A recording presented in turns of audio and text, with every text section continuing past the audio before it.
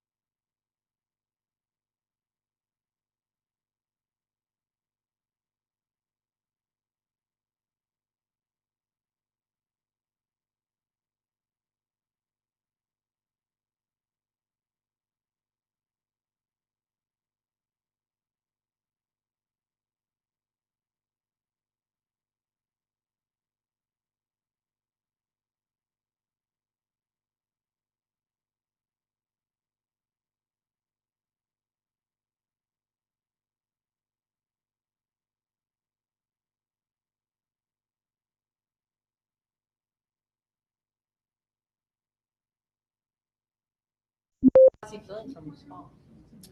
Okay. Yeah. And society's given him some homeopathic lotion. And she tells her that he doesn't sleep well, so she went out and got Good to see you up here. She works here. She's a resident. I'll give her a shot when she's a resident. pull up the book. And then he's telling me today that one of the waiters' girlfriend works with some kind of liquid. And I'm going to show you more later. Okay.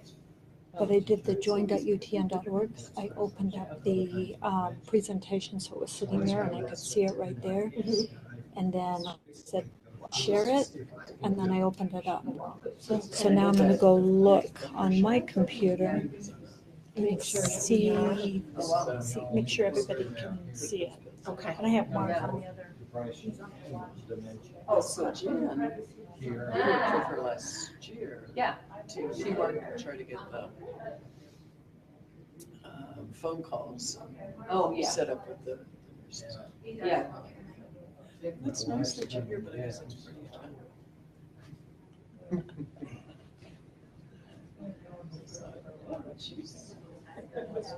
Yes.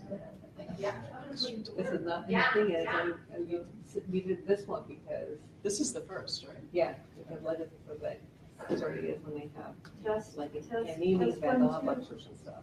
Oh, okay. And, but they meet 10, and said, hey, you should keep it the same time, I'm like, I want to be able to make it anytime.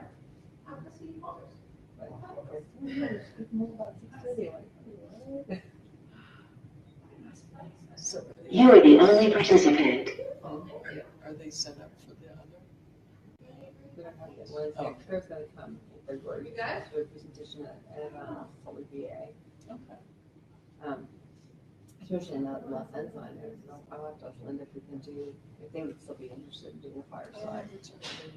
Yeah, because I thought their place would be really good for Gail's college presentation, and me, my wishes. Oh, yeah. Yeah, but if we can't do St. Joseph, then.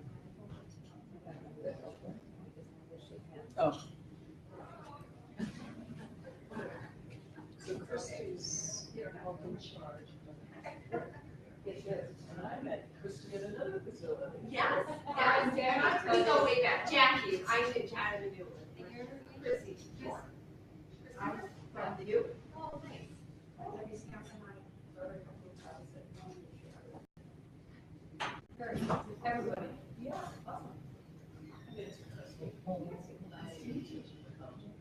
Oh, nice. A lot of you people here. I know, there's gonna be more of us than you all. Yeah. Good. Good. And he said it sounds good, everything? Yeah, I used to work at the business school. Yes. In graduate programs, yeah. My 2-year-old father was here, so that's why I'm here and I'm. And you like it? But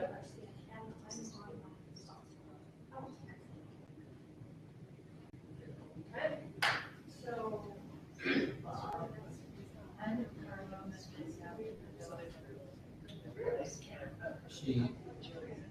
Well, the technician that did the test said it looked pretty good. And I looked at it, I was watching it too, and I'm not trained to read it, but I could see, looked like her valves and her heart was good, and the heart muscle was all synchronized, and the valves were working like they should. So what I could see looked good, and he said that. And then she goes to see Dr. McAdams on Friday. But now she's stopped all of the medication because she's allergic to 2 things. And the most important things for her, blood pressure and her cholesterol, especially the triglycerides part of it. Yes, So, we have them now. I know. Remember my office. and she's got a lot of swelling in her legs. And she's carrying a lot of water. But, well, I think they're gonna have to give her something. So we'll see what I'm going in with her on the staff. Right, because I'm transferring my records over to her too. I don't have a reason to go right now, so I've told her that, but and she's set for my records.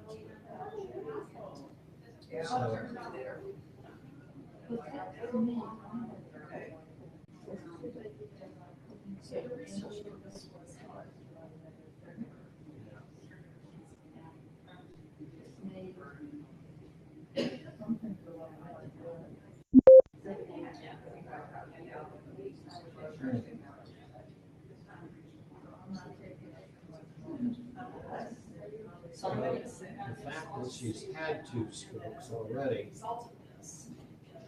scares her, you know, to not be taking anything. And, part of the symptoms of the allergies are the tingling of her lips. And it's called angioedema. Like she's choking. Would you just write your name down? Get to our fireside chat. Excellent. You gotta make sure it's a really snap. So I don't know what the outcome is. I don't know what the outcome is going to be. She has strokes throughout her family. Her sister died, her mother died, her grandfather died. Thank you so much. Her mother died of a stroke. Anywhere. And I'll just be on call. Okay. Yes. I was director of the business school for young grads. Mary. Oh my God, Christy. I know. Oh,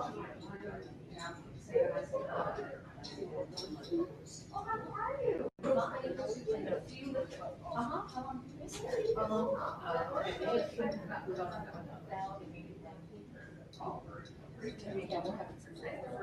you?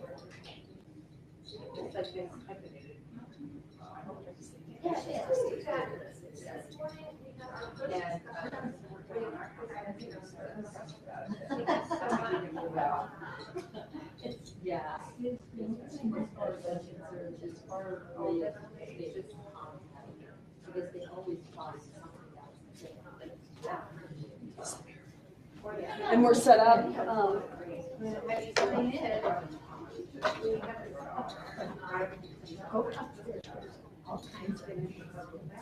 we're set up otherwise. Yeah. Thank you for joining us. No, it's my pleasure. How are you tonight?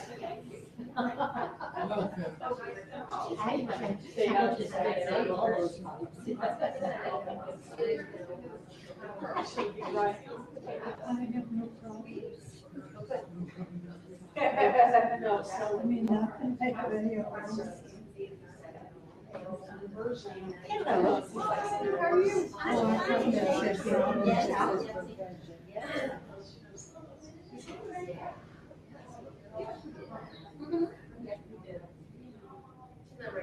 said, I thought it said grab. No, I had this with me, I just Oh, well,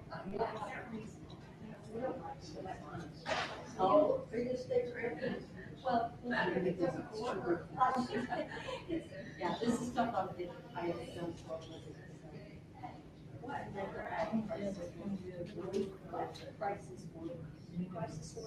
there we go. It's like it's time.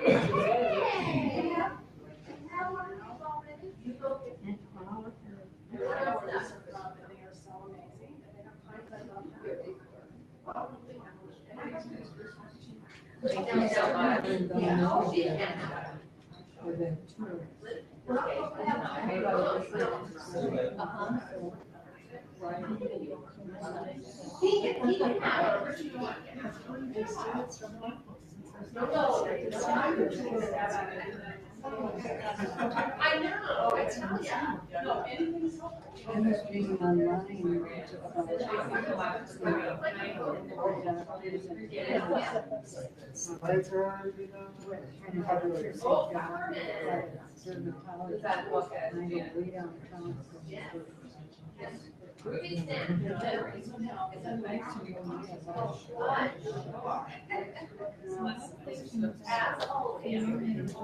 I got you out dinner tonight with the lady. Still not my house.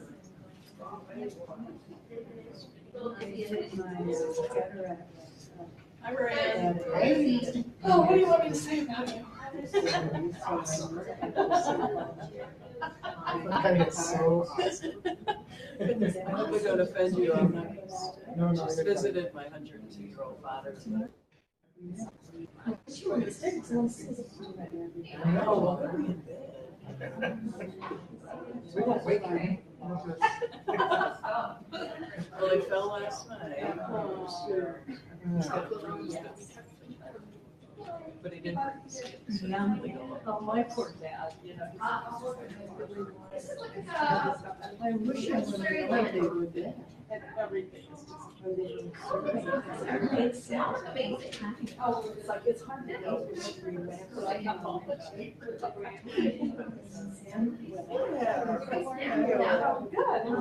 Ruby snapping. Hey, how are you? Well, you know, we used to try to connect to Montana over at Huntsville. That's a long time ago. We've known each other a long time. Yeah. I'm gonna go ahead and turn it on. I decided to. What do you think?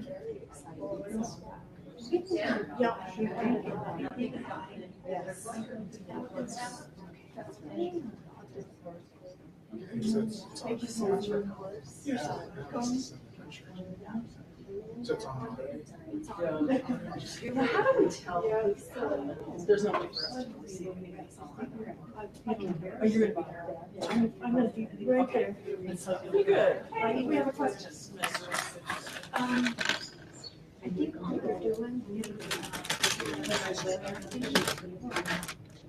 No, but with that, like a chat feature. yeah, or like random. We won't see it online right now. We used to have a chat feature. It was, we were able to do it on YouTube. It is. They're not supporting that right now. We're in the process of. Yeah. Go through different, we'll have it back. Everybody loves it. When I. Roy, So. What is it?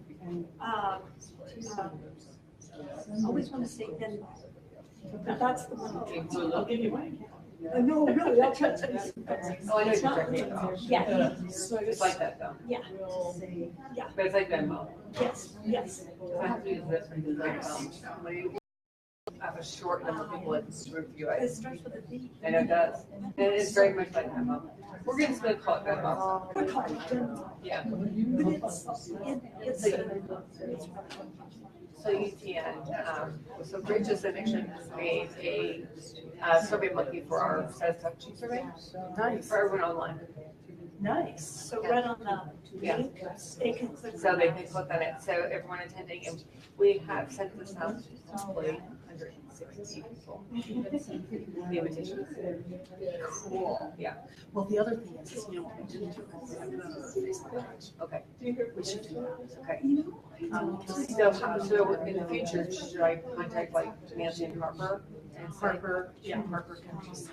Okay. Just any of our events should be going on Facebook. Okay, sounds good. And I know she brought the VA. What we're saying right now. Yeah, so we'll have that on our, oh, and that's the other thing. is Once we have the board, and it goes on our website, we'll have it for the Facebook page too. Say, hey, yeah, and we can tweet it as well. So, Yeah. social media. We do, we're sure that Do has what we do, right? the PowerPoint, in case people want to review that. And then we have a survey, so I'm Jan. you can tell people like, on my slides, if you'd like to look at them, and then I've got the video and music, all they're gonna see. Every time we go somewhere. I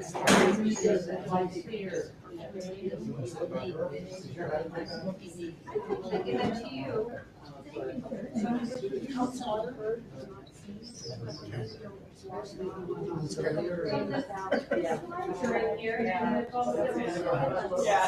Say hi, say hi to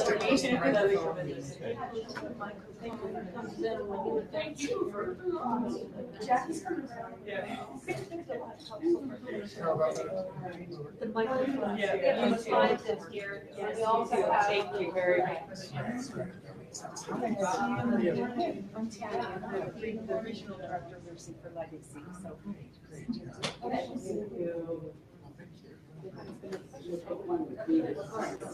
Great, yeah, this is really fun.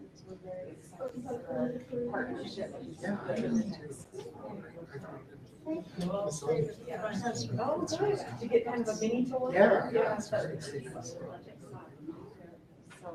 we're quite proud of it. Great people, great residents that live here. There's a movie going on right now too. There's a whole lot of ladies out there trying to decide if should we go see this movie or should we go to the lecture? Yeah, I don't know.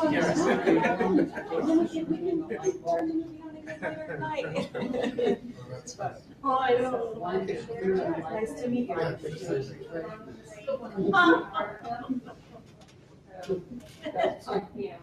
Very good.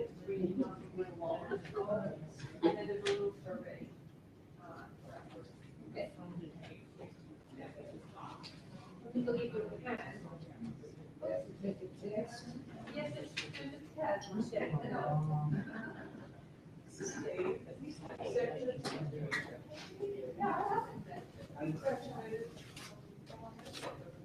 How are your girls? Yeah? That's good. Yeah. Jenna was feeling sick yesterday, she was sure she had the flu, and she felt good today. She's like getting in the fight, it's her first round of finals, she's nervous, so, yeah. What year is she do? Yeah, she's at Tony, she's. Oh, yeah. How are you guys doing? Good. And Donnie has been working on applications for college. He's a senior. It's nerve-wracking. The nerve-wracking part was getting him to finish them. Yeah, no, that's what I'm. And they're so long. And, well, then he took a trip on, he does a mile anyway competition. Oh, he said, I'm like, "Hey, when did you go?" He asked for 10 days before. And he's like, no, they're not, the next batch aren't using sessions today, 2 days before. He's like, oh, 2 of them are due. On like, where it was Friday, and we're like, oh. And literally, we were up until like 1 in the morning getting them done. Yeah.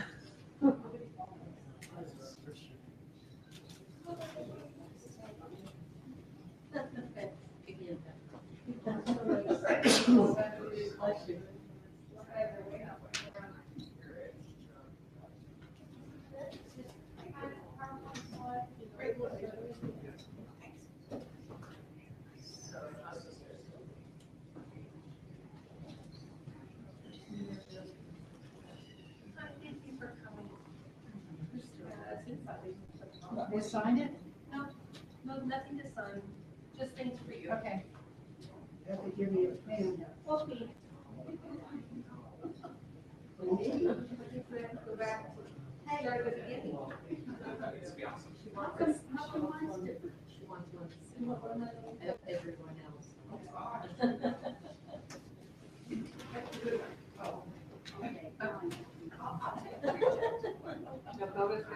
This one's mine. This one you want to take. Oh.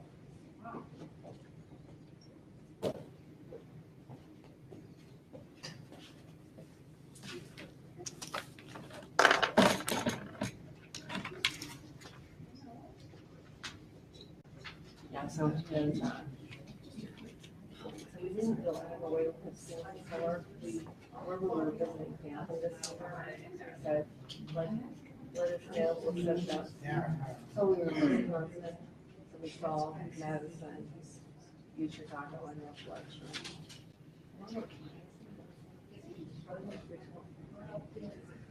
And I can never put the outfit right. You know, take a lot of pictures. I'm like, that happened. So we're on the East Coast in Columbia and Japan, and one other one, big Rutgers. And loved Columbia. So we're like, okay. But not like that I do. So I said, it's really just that you can find that if you want to. But you can't go to a school you can't afford. So we'll hold on to the, yeah, but you can do it as well.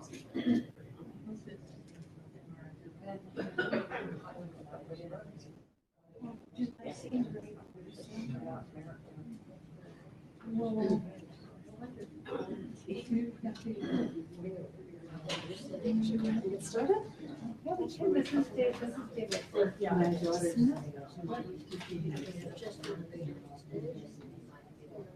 You know, how much it gets wrong, you know. They say How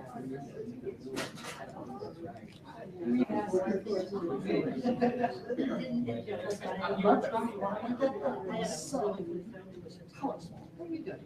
Good. Are you? Yeah. Can you tell me? I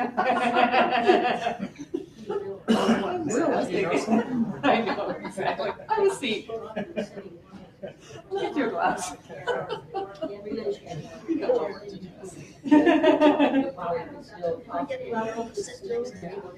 Yes, I'll bring it to her.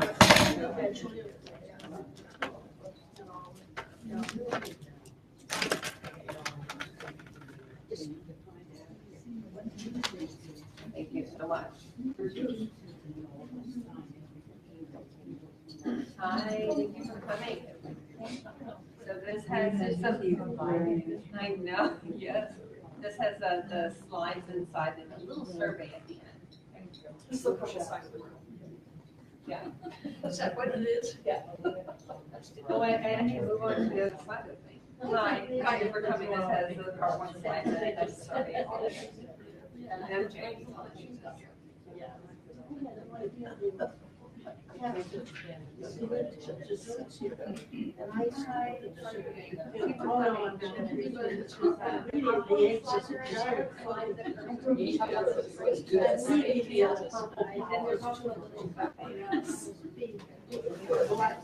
Northeast, north of Topeka.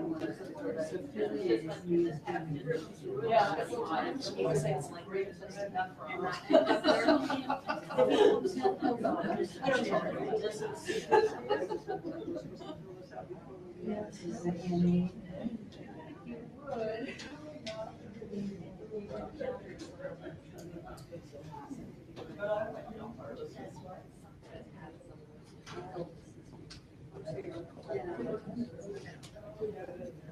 That's pretty safe. We can't tell what these are, you want to have to fill that out. It's safe for that part, probably a female on me. It's Jack Hamlin. Yeah.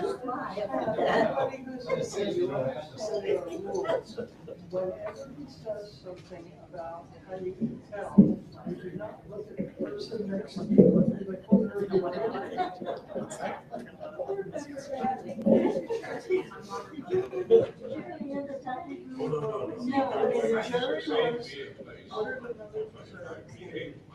And then I ordered another dessert. And then she said she was leaving.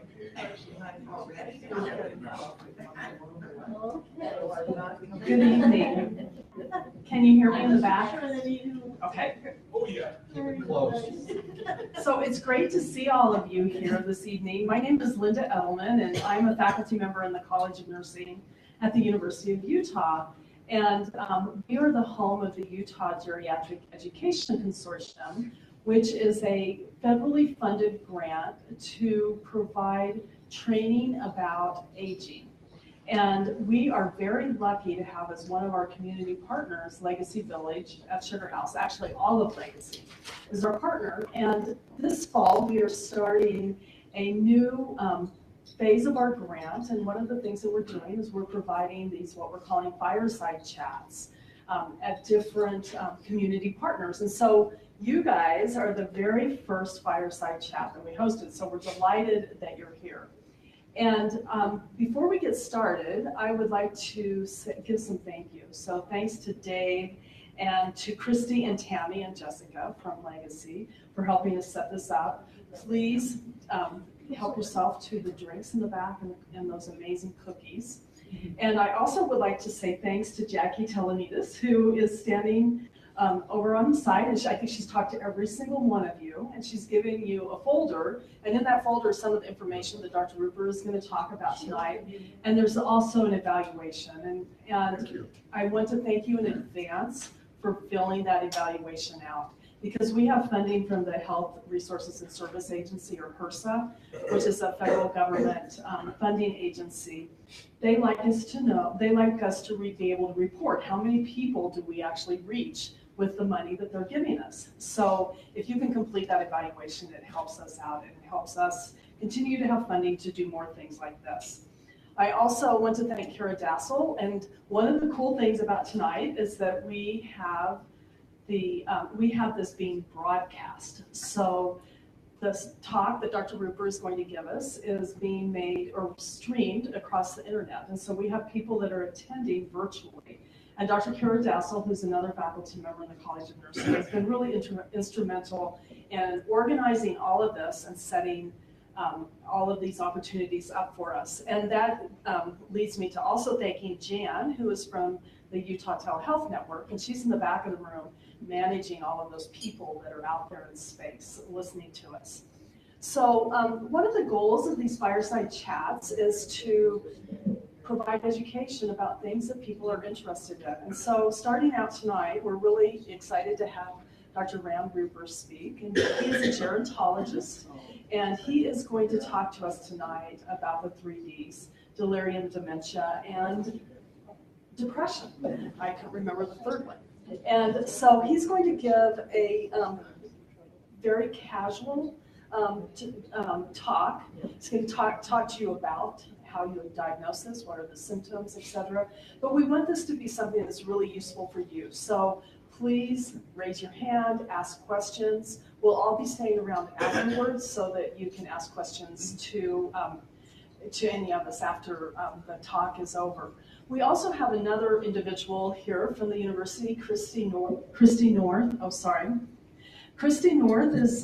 has worked with Dr. Debbie Scannon, and they have done a research project on caregivers, and they've looked at what does it mean to be a caregiver, what are the burdens of being a caregiver, and what are the really positive things about being a caregiver, and what do caregivers need to make their jobs easier. So at the end, we're going to have Christy come up and talk just for a couple of minutes, and she's got some materials that she'll also share with you. So to get started, I'd like to introduce to you Dr. Randall Rupert, who's a member of our Utah Geriatric Education Consortium. He's a gerontologist with the University of Utah and also with the Veterans Affairs. So welcome, Rand. Thank you. Yeah, thank you, Linda, for that introduction, and thank you for the invitation to be here tonight. I'm very excited to have a chance to talk, and as Linda said, we want it to be a little bit informal. Feel free to raise your hand, ask a question at any time. I'll repeat.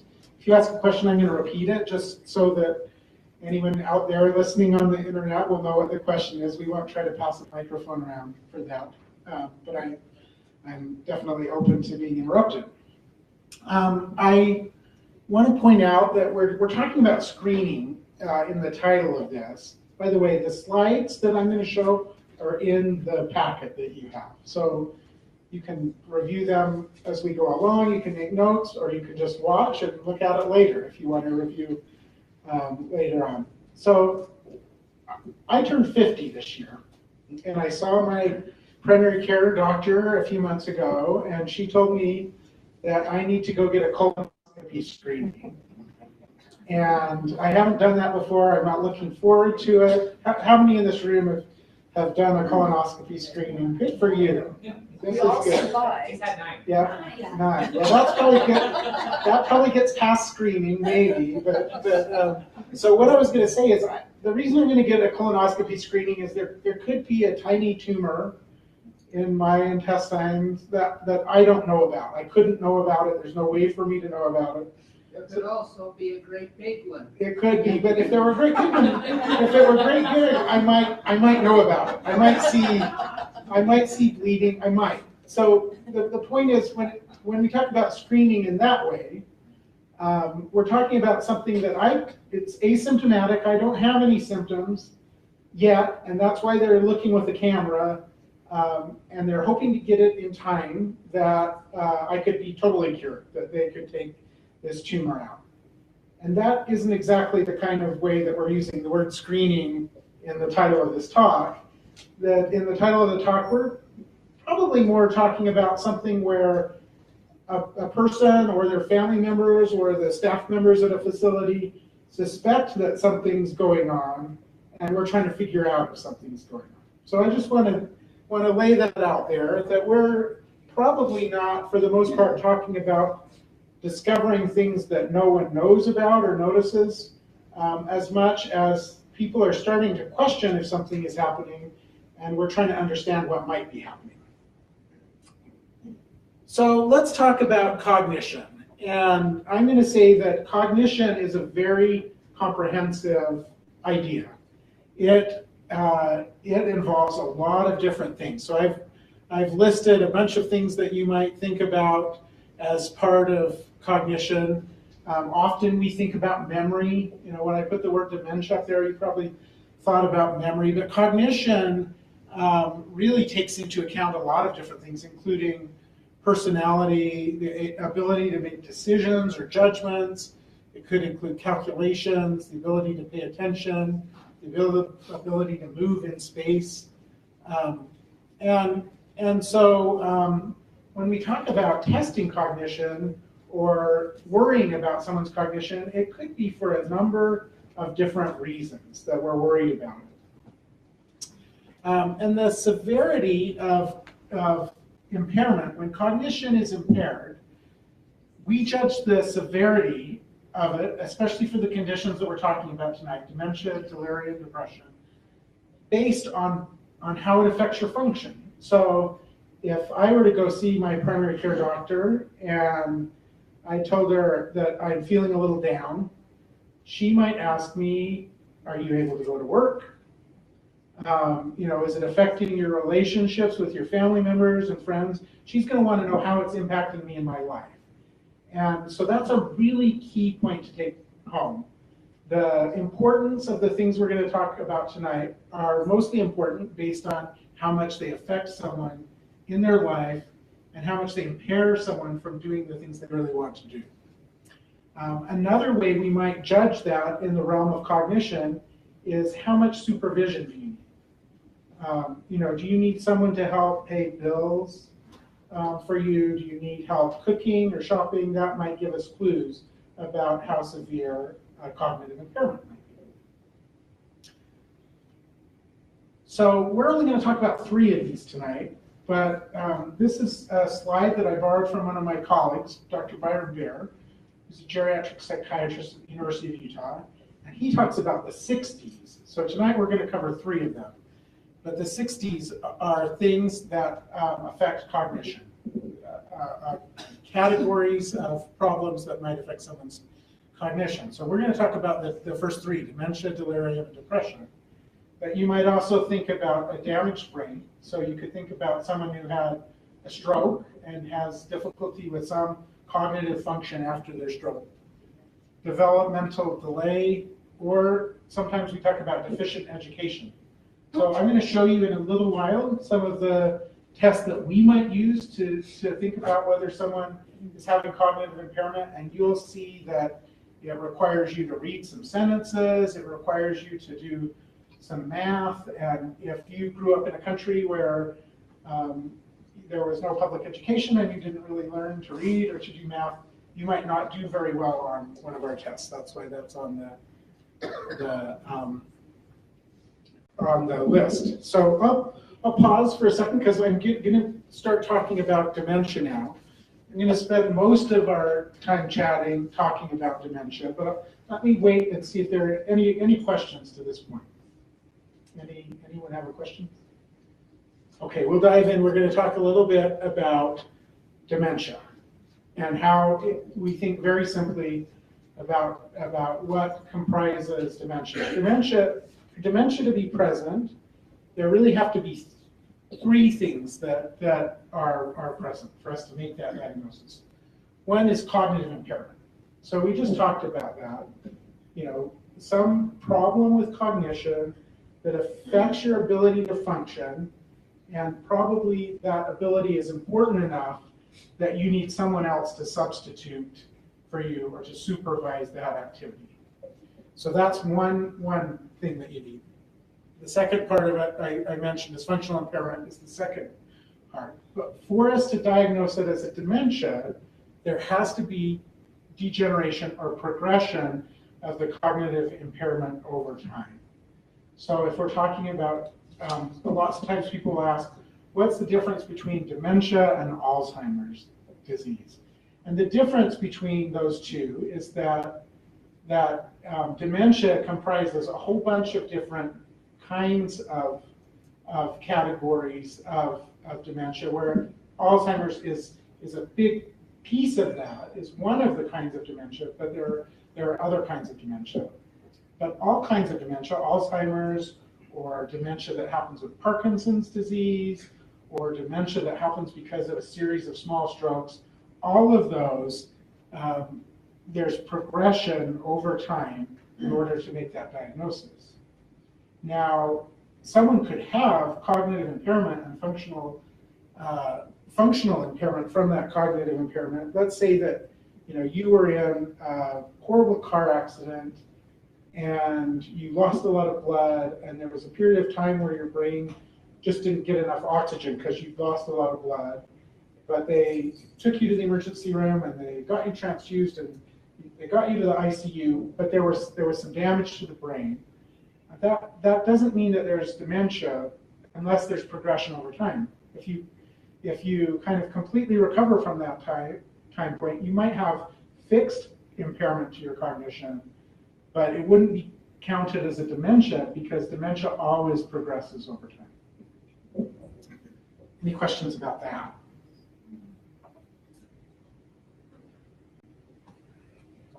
So, yeah, please. Are you talking about things that we would notice about ourselves? Most of us here, not everyone, lives alone. Uh-huh. So, are you talking to us as caregivers, or are you talking to us as people who are supposed to watch for these things? That's a great question. So the question is, I'm going to repeat it so that people out there on the internet could hear it. Are these things that you should watch for in yourself, or things that you should watch for in others? And say you're a caregiver, you'd be watching for it in someone else. And so we actually, there are some studies about that, how well people are able to understand that their own cognition might be slipping versus the reports of family members. Both of them have some accuracy in predicting future dementia. Which do you think predicts better, if you had to guess? What you see from her. Yeah, usually, it's often that family caregiver has a little bit better handle on what's happening. We said that one of the categories of dementia is judgment, or cognition is judgment. So sometimes it can be hard to make that judgment. The other thing that might be tricky, that lots of people have a question about, is, I feel like I'm forgetting my keys now more, or, I passed someone in the hall today and I couldn't come up with their name. And so that is a concern to them, worrying, does this mean that I have Alzheimer's, dementia, or some other kind of dementia. And generally, I would say that's not the kind of functional impairment we're talking about. Everyone's cognitive speed, processing speed, slows down as they get older.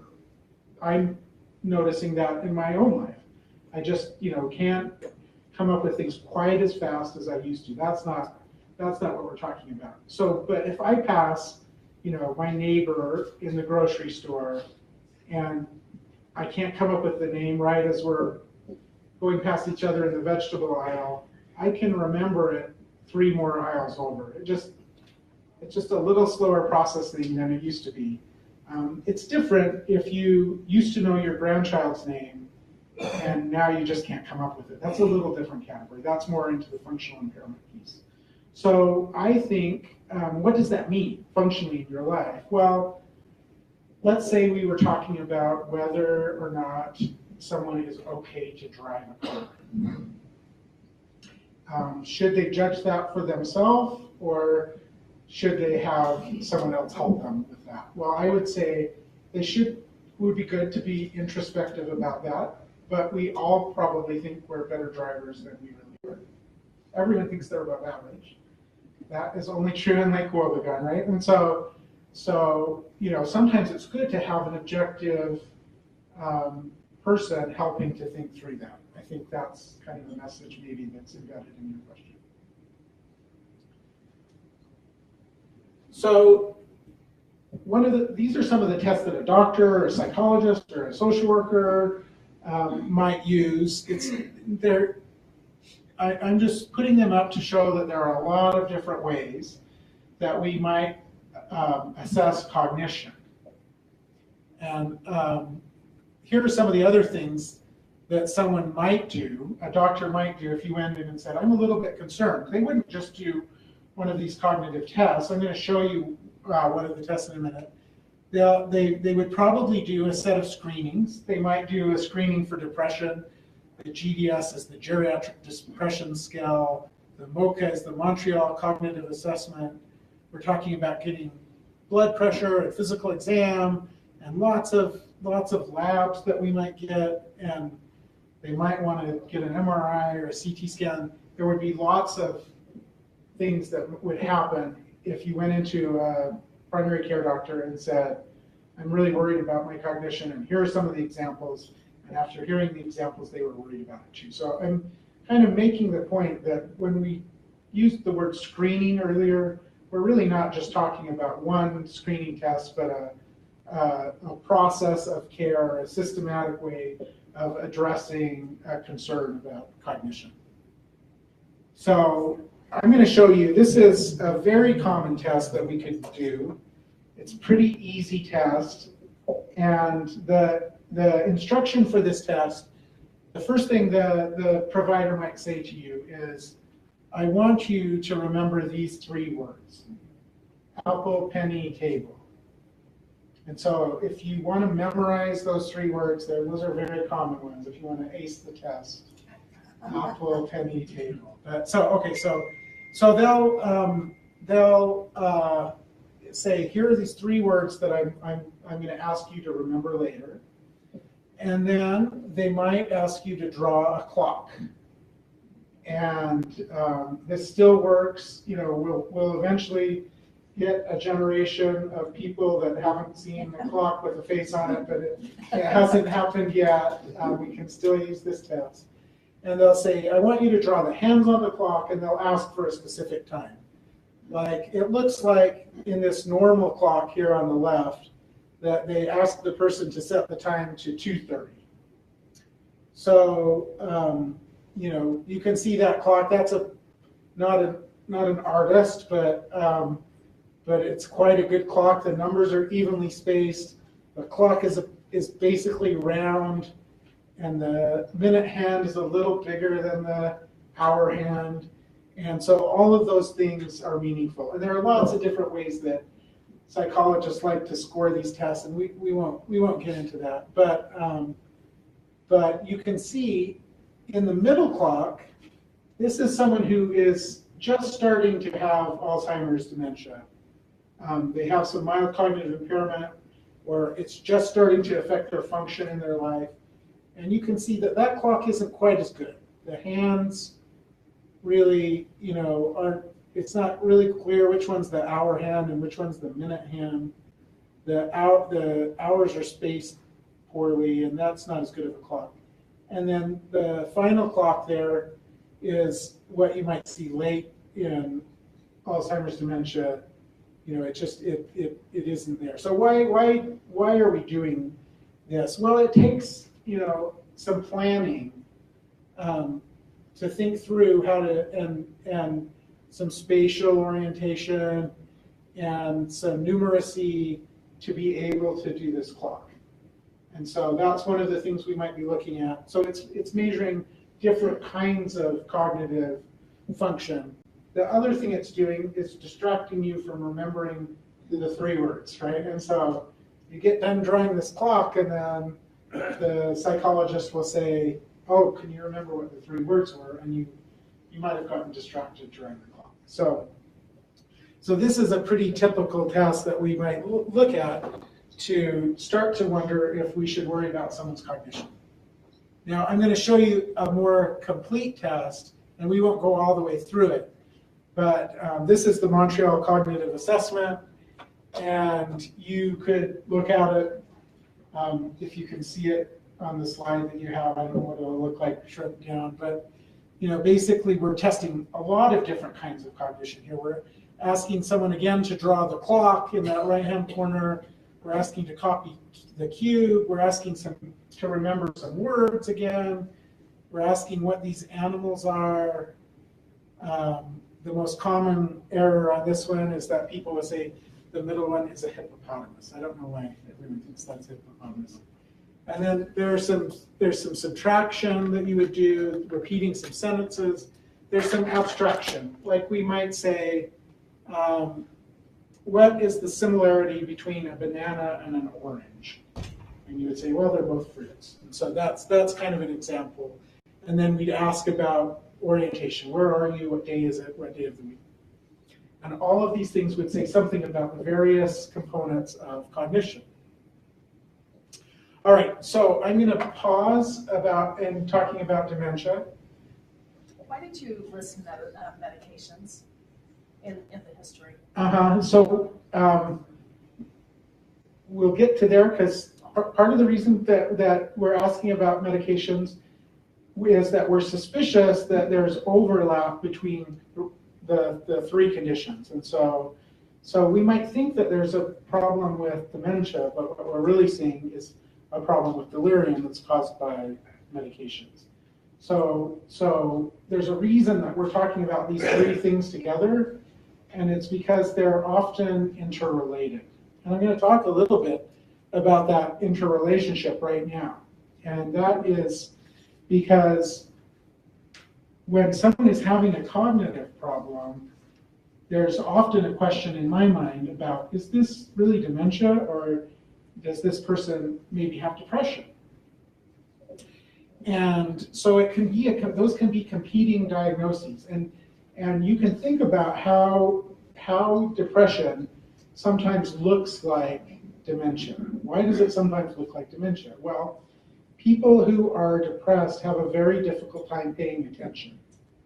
It's really hard for them. That's the functional impairment that comes along with depression is often related to the inability to pay attention. People with delirium, we'll talk about it in a minute, also have a really hard time paying attention.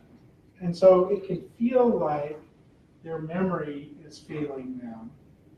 But I think about memory in 2 simple steps. It's probably a lot more complicated than that. But for memory to work, we have to plant something in our brain, and then we have to pull it back out, right? And so, I might hear from a caregiver, there's something wrong with the memory. I had to just keep saying over and over again that we were going to go see the eye doctor tomorrow. And he just couldn't remember that we were going to go see the eye doctor tomorrow. And I think to myself, well, that could be a sign of dementia. but it could also be a problem with attention. So it's definitely a problem with cognition, but it might not be a dementia problem. It could be an attention problem. That memory is never getting stuck in. It's just never landing to say, we're going to be there tomorrow. So it's not a retrieval problem. It's a planting it problem. And so, so sometimes those two things compete. On the other hand, this is a very complicated concept because sometimes depression or anxiety are the first warning sign of dementia. It's rarely why someone comes in to see me and asks whether they have dementia. When someone comes in and they're worried that they might have dementia, it's almost always a memory complaint that brings them in. But there are a lot of different pieces to cognition. We said that. Memory is only one of them. And so sometimes when someone develops depression, particularly late in life, when they've never had a history of depression. So this is, an 80-year-old woman, she's been happier her whole life, never really had any bouts of depression, and suddenly shows up and it seems like there's depression there. That's a warning sign that we would watch for dementia, really with the same vigilance as we would in someone whose family member brought them in and said, wow, they got lost driving to the grocery store yesterday, and that's never happened before. Those would bear the same weight in my mind. And so, sometimes new onset late in life depression or anxiety could make us worry about dementia.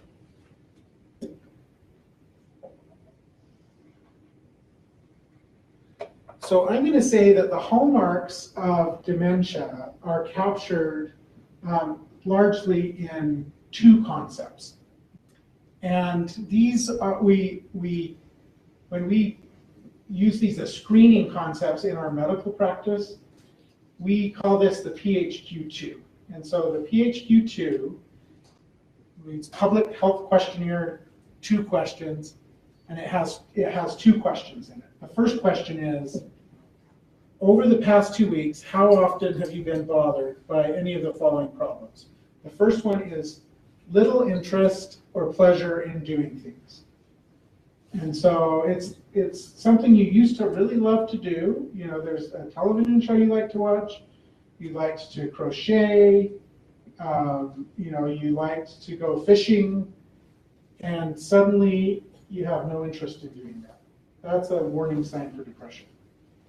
And I'll say that sometimes I have someone coming to my clinic and they'll say their family member will be worried about them, and they say, I practice most at the VA, most of the people I see are men, they'll say, he really just doesn't seem to enjoy the things that he used to enjoy. He used to love to go golfing, and the patient will say, I still love to golf, and I'll say, when was the last time you went golfing? And it's like, 3.5 years ago or something. So that doesn't count, so it really, if there's something that you really love to do and then suddenly it just falls off, that's a worry.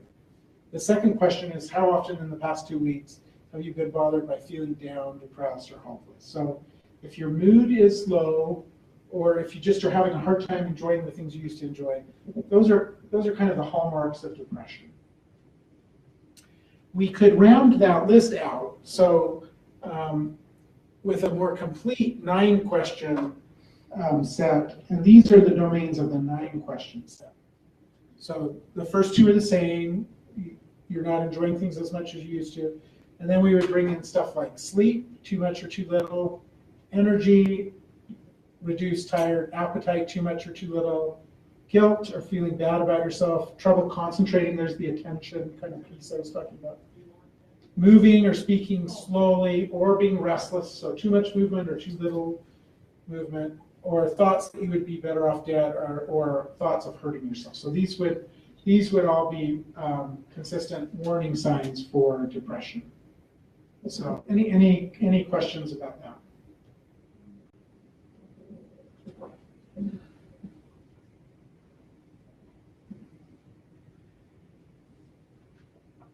Okay, we're going to talk now, finally, a little bit about delirium. And so delirium is a really complicated concept, I think. And probably most of you have some idea about what dementia is, and you have some idea about what depression is, but if we say that someone is delirious, that's a little bit more abstract of a concept. And in fact, it's something that we try to spend a lot of time working with our medical students and our medical residents, thinking about what is delirium. Because delirium, as opposed to the first two things we've talked about, can represent an emergency. Delirium usually has some underlying cause. And so the hallmarks of delirium, we talked about 2 for depression. There are 4 hallmarks for delirium. And the 4 hallmarks are that delirium happens suddenly. And it often fluctuates. So when I used to work overnight in the hospital, this is the kind of call I might get from one of the nurses. They would say, you know, Mr. So-and-so came out of surgery today. It seemed like he was doing quite well, but we just went into his room and he was urinating in his sink. And I wonder if he has dementia. Well, that's not dementia. Dementia is this kind of slow, progressive course, right? And this person was okay earlier in the day, and now they're really confused and doing something they never would have done even 6 hours ago. And so that's delirium. And it probably means something's wrong. You know, there is something that happened in the surgery, or you know, something is off. So another piece of inattention. So again, there's why someone might think that this is dementia. The person could be having a hard time with their memory. They might be confused about, you know, why am I in this hospital right now? And that could be interpreted as a memory problem. And someone with dementia might ask that question, but it could also be a part of delirium. Disorganized thinking. So people with delirium, you know, might not make sense. They, you know, often would think that come up with an explanation of what's happening to them that's not based in the reality of what's happening around them. And finally, an altered level of consciousness. So this could be, you know, someone who at one moment is really awake and alert, and then a couple hours later is really fighting to kind of be aware of what's happening around them. And so the person with delirium might be the person who is trying to scramble out of their bed at nighttime. You know, this is someone we're worried that they're going to fall because they are confused and they think they need to get out of the room. But it's also the person who's just kind of sitting quietly in their bed, not really knowing what's happening, and maybe fidgeting a little bit with their clothes, or they're wearing oxygen. They might be just kind of fidgeting with their oxygen tubing. And so, you know, it can be very hard to care for someone with delirium when they're hyperactive, but it might be hard to notice that someone has delirium when they're just kind of you know, quiet and confused. Oh, what did I do? There we go. Okay, so I'm showing you a short test that we might use to measure if someone had delirium. Is it an acute change? Does it fluctuate? Do they have a difficult time focusing? Were they disorganized or incoherent or rambling? Were their ideas illogical? And then do they have an altered level of consciousness? And that could be from being hyper alert to being hard to arouse. And so those are the domains that we think about with delirium. And I talked a little bit about distinguishing dementia from depression earlier, but now I want to talk about distinguishing dementia from delirium. And it can also be a little harder than it might sound, because people with dementia are also much more likely to develop delirium. And so a typical conversation that I might have with an emergency room physician is, someone with dementia comes into the emergency room, things look a little bit off, and they're trying to decide if they should admit this person to the hospital. And the emergency room physician might say, well, because this person has dementia and might have a hard time describing what's happening to them, I just would feel better if we could bring this person into the hospital so we could watch them a little more closely. And I, as a geriatrician, might say to them, because this person has dementia, if we don't have a really good reason to bring them into the hospital, that makes me nervous because I think they're going to develop delirium in the hospital. They're going to be out of their natural environment. People are going to be waking them all night, so their sleep is going to be disrupted. They might get medicines that we normally wouldn't want to give to someone with dementia. And so unless there's a good reason, I think it's safer for them not to be in the hospital. Yeah, go ahead. Would hallucinations be a part of this? They would be a part of delirium frequently. That's part of that disorganized thinking. So the question was, could hallucinations be part of delirium? And the answer is yes. And occasionally there are some dementias where people develop hallucination, but it's, the course of it is different. If someone acutely starts hallucinating, then we would often consider that a delirium. Yeah. It's a great question. So we make a big deal with our trainees, our medical students and our residents about talking about the difference between dementia and delirium, because delirium is an emergency. The person I talked to you about earlier who just had surgery, maybe they developed an infection after their surgery, and that's why they're delirious. Maybe they had a bad reaction to their anesthetic, a problem with the medication they took. Linda asked earlier, why is the doctor asking you about what medicines you're taking if they're thinking about how your memory is working? It could be that you're on a medicine that is affecting your cognition, and we would actually call that a delirium and not a dementia. Pain sometimes can cause. So maybe the person who 6 hours after surgery was really confused in their room, they might just be hurting, and that is causing them to have a delirium. There could be some metabolic disturbance, probably some lab testing needs to get done about that. And sometimes it's just an exacerbation of an already existing disease. They have diabetes that got poorly controlled while they had surgery or some problem like that. So when delirium hits, we always want to search for an underlying cause. We don't always find an underlying cause, but we always want to search for it. So I'm going to pause at this point and just ask for any questions that you might have about anything. It doesn't have to be about delirium. Let's pause and talk about any questions you might have about depression, dementia, delirium. It doesn't have to just be about screening. It could be about treatment of these conditions. That's kind of open for some discussion at this point. Yeah.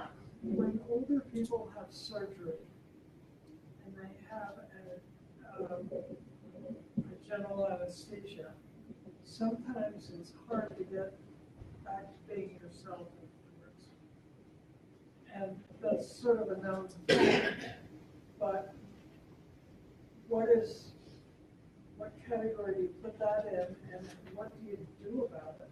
Yeah, so the question is, when someone older has surgery, we frequently know that it can be harder for them to bounce back cognitively after the surgery. And I put that in the category of delirium.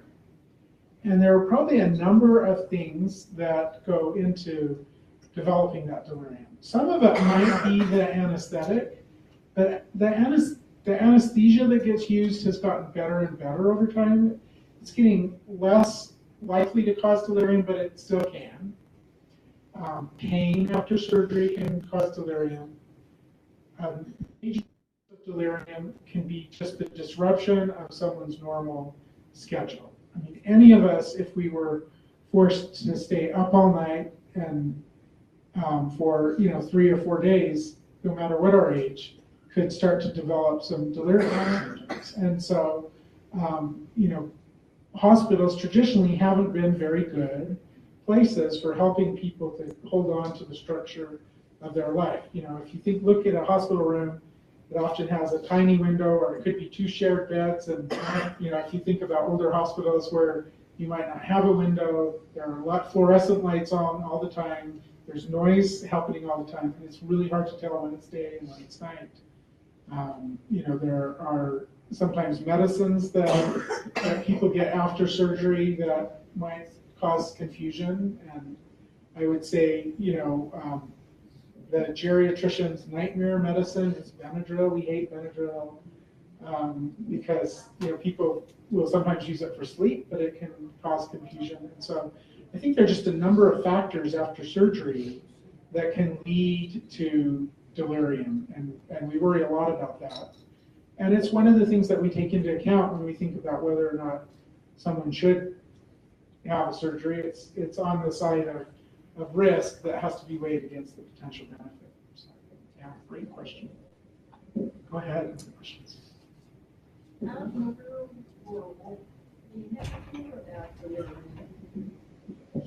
Yeah, I think that's right. Good to hear it. So the question is, we don't really hear about delirium, and that I think is right. We talk about dementia, we talk about depression, but we don't really talk about delirium maybe as much as we should. It might be because it often occurs in healthcare settings, but I think it would be good for there to be more awareness about delirium, because if let's say that you're a caregiver and you're caring for someone and you notice that they start to show some of these symptoms, it's important to get medical attention. Yeah. So that's a great question. About delirium, we think of someone delirious. That they're delirious, yeah. Yeah, you might think about someone who's dehydrated or something, and that could cause delirium, but delirium can have a lot of different causes, and when someone's acutely confused, it should probably be the first thing that we're thinking about. And there are ways to try to help prevent it. So, if you think about what we just talked about in terms of, why someone after surgery might develop delirium, we could also have a discussion about how could we prevent it. And some of the things that are shown to be really helpful, it's helpful to have a family member or a friend in the hospital with you that can kind of help keep you oriented. It's helpful to be sitting up as much as you can and not in bed. It's helpful to see the sun during the day and have it dark and quiet at night. And so there are things that we can do to help prevent delirium. Yeah.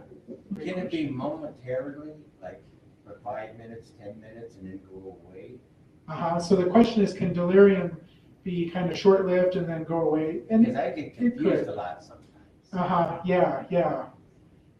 That's a great question. So if you felt confused about something, but then a little while later you felt okay about it, I think that is the kind of thing where when I showed the workup that a doctor would do if you went into their office, that would include labs and potentially imaging and a complete history, as well as some of this cognitive testing.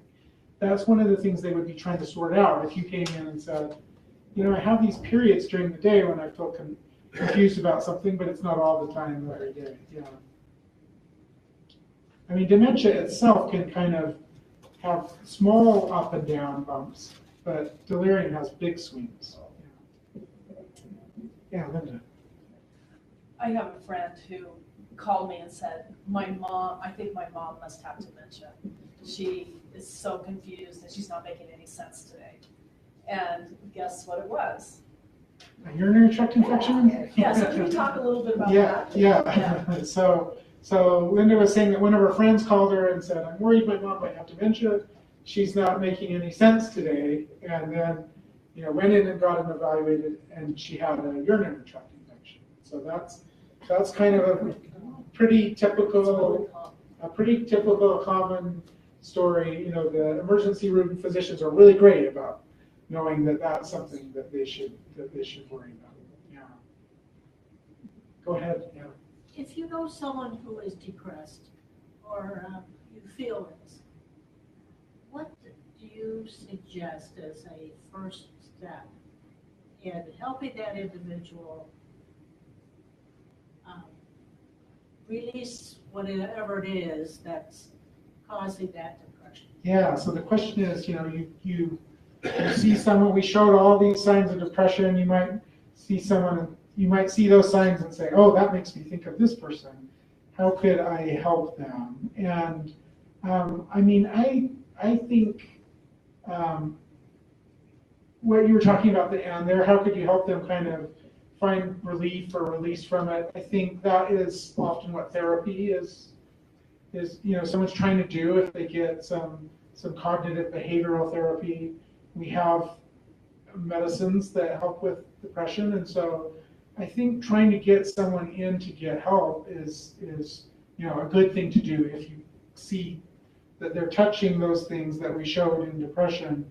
It's good to have someone get evaluated. They might go through that list of questions and rate them on a scale of how severe it's been and how much it's impacting their life. And I think that's a great thing to talk through with a professional. And so as a friend, I think kind of steering them toward a professional is a really kind thing to do.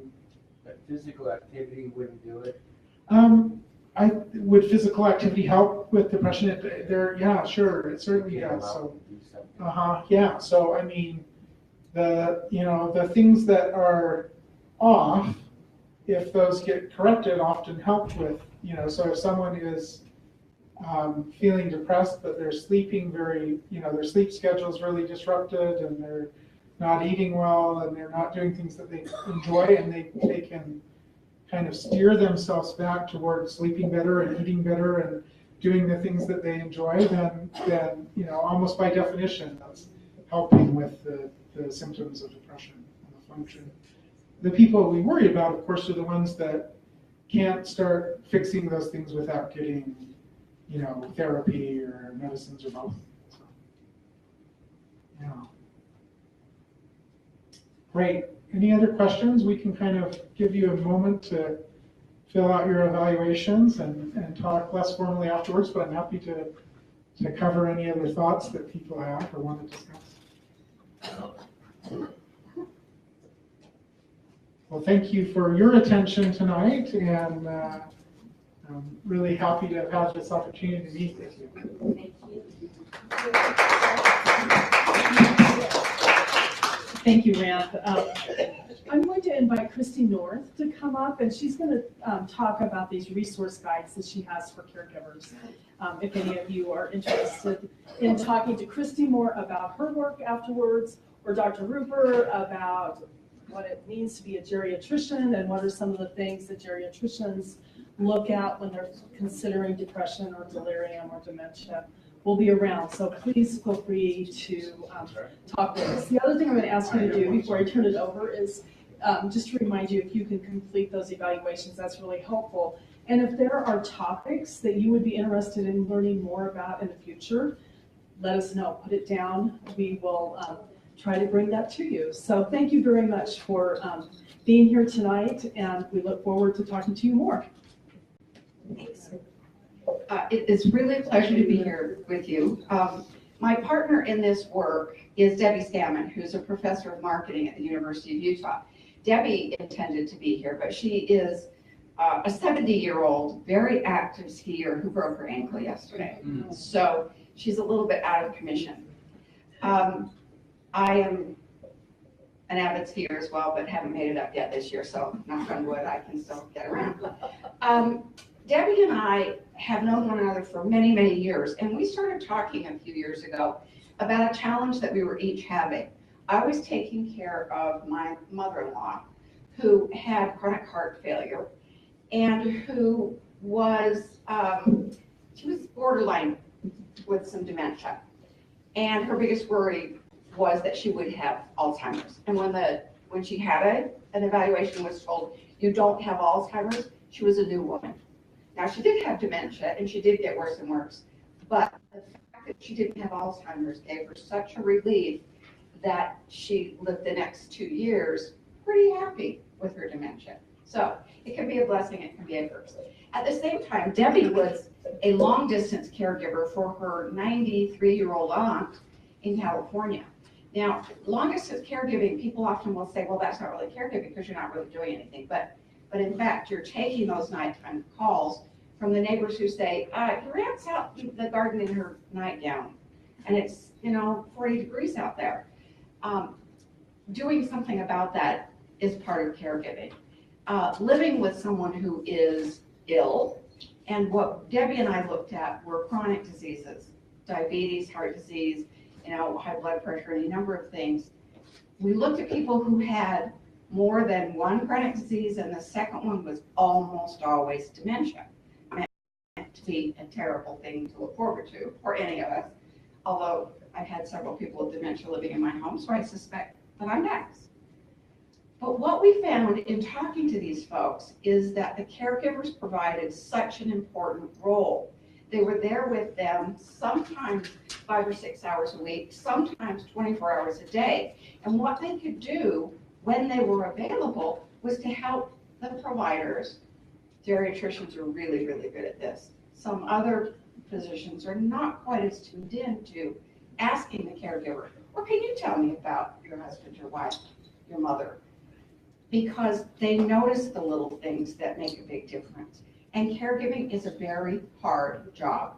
So Debbie and I interviewed hundreds of caregivers, hundreds of providers, and we came up with a couple of guides. Now the guides are for either providers or for caregivers, and they give tips on how to make a better relationship between the two. And I have some of these. I won't force them upon you, but I will force this upon you, which is sort of the cheat version. It's a shortened trifold. If you look at this side, it says, a family caregiver is your best informed partner. So this is for providers. Here are some clues to how you can best use the caregiver as a provider. Then if you turn it over, you have the other side, which is how you can be a good partner as a caregiver to help the providers, and lots of hints. Inside this are links to where you can find the full documents that we have. These are based on, as I say, talking to lots of caregivers, trying to figure out what they really needed to reduce the burden and to be better caregivers, because when you're depressed about being a caregiver, you're not as good because you're not taking care of yourself, you're not taking care of your patient. So I will hand one of these to all of you. And if you want to look at the full version, there is a link in there. I'll say it out loud for those in internet land. These are linked at the business school. So it is no www, no HTTP, none of that stuff, just Eccles, ECCLES.link/caregivers or /providers, and that will get you to the full document.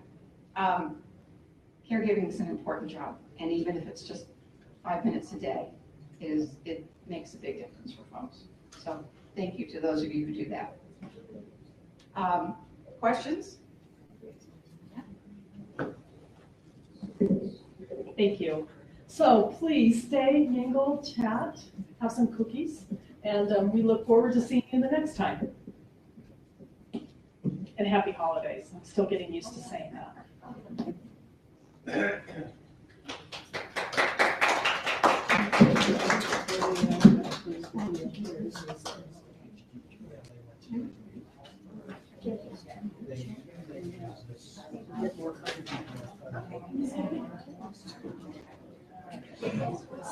You are the only participant.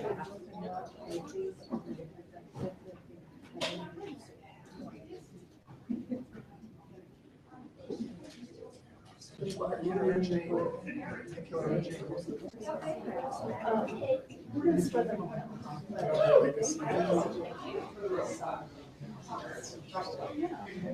Thank you so much for coming.